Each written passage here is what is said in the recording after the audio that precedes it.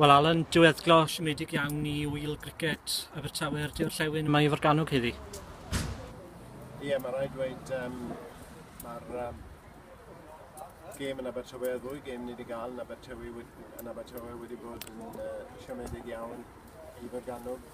Yn enwedig, y gêm dy Sul yn erbyn Hampshire oedd yn gêm bwysig iawn i Forgannwg, oedd eisiau ennill hwnna.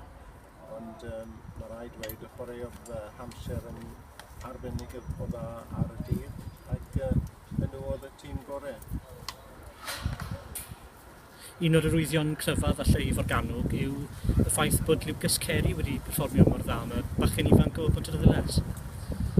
Wel ie, mae Morgannwg wedi chwarae lot o chwaraewyr ifanc yn y gêm 4 diwrnod yn Abertawe yn erbyn Northampton. A braf gweld pobl fel Lucas Kerry yn dymewn i'r tîm ac yn gwneud yn dda iawn. Felly mae dyfodol ddisglair iddo fe fel bwriel cyflym. A hefyd Owen Morgan, mae fe wedi gwneud yn dda o Pontarddulais hefyd. Bwriel llawer chwith am ei fatwr, fe da hefyd. Ac mae'n neis gweld y boes ifanc yn dymewn i'r tîm a gwneud yn dda.